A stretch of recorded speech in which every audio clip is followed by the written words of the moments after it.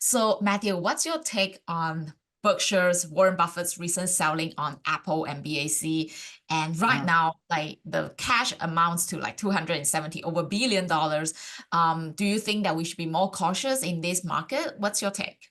I think that part of the reason for selling Apple is because he's not really one to trim, but it became such an overwhelming piece of the portfolio.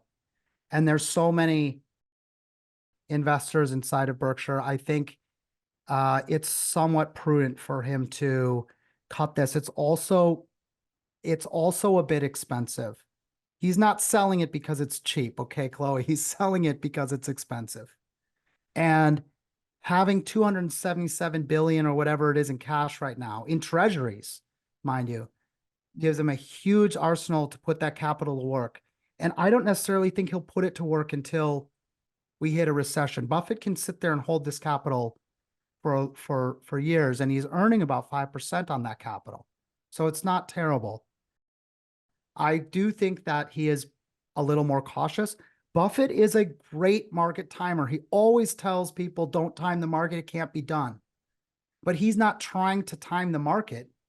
He's really disciplined and allocates his cash only when there's an opportunity.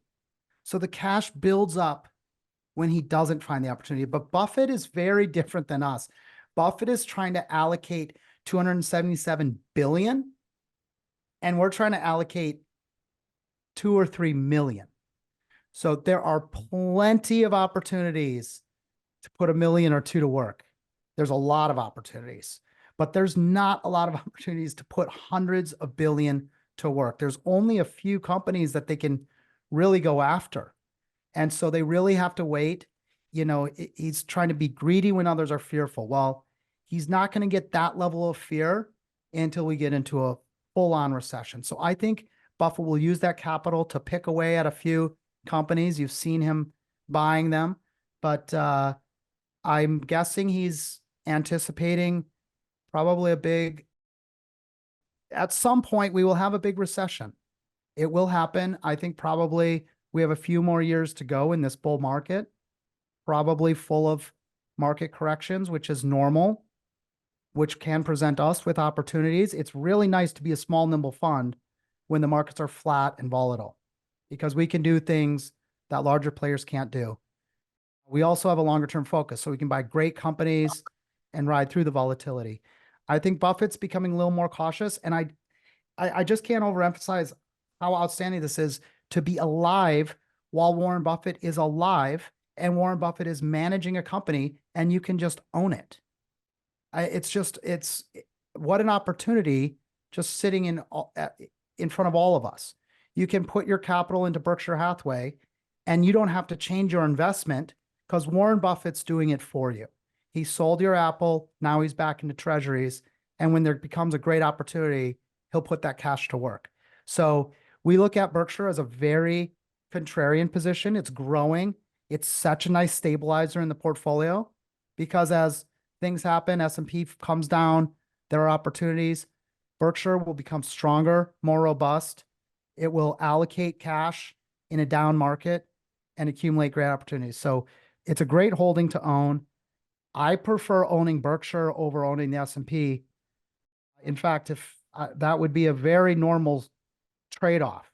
If you're finding yourself sitting in the S&P, which holds a lot of, I think, quite expensive companies, you can just rotate that into Berkshire Hathaway, and you now have a nice managed fund that's run by Warren Buffett.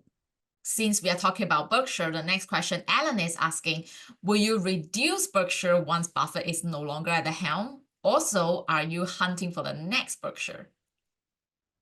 Yes, we're always hunting for the next Berkshire. We will not reduce just because Buffett's gone.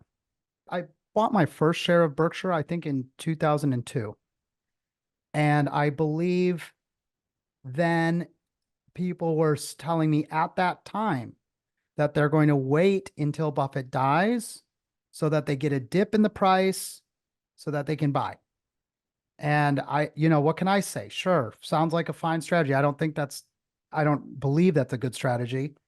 And look what's happened. 20 years later, He's still sitting there on stage with us in Omaha, Chloe. So, you know, and Buffett himself has talked about this and said that actually when he dies, he thinks the stock will go up because the uncertainty of the death will be removed and everything will move forward smoothly. So Munger, when he was around, said things like, if the Munger family members sell when we die, you will do worse.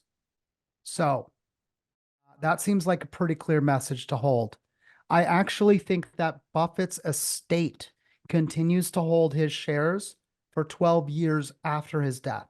It's 12 years later that his assets get settled, and then they'll be transferred to a variety of nonprofits, foundations, and they'll be spent possibly at a rate of 5% a year in a 501c3, although they might not even be spent at that rate if they have other assets to spend.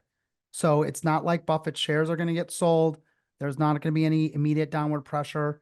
I think we have more than a decade after Buffett dies where the shares continue to climb. Buffett didn't design this for his lifetime. He designed this for a true legacy. I mean, this is going to be the strongest company in America. So, we'll very likely just keep on holding. This is an infinite compounder. So, and I'll share with you, I have a minor Roth IRAs for our children. We have Berkshire sitting in there. We have Daily Journal sitting there. I expect my daughter to have that when she's 80.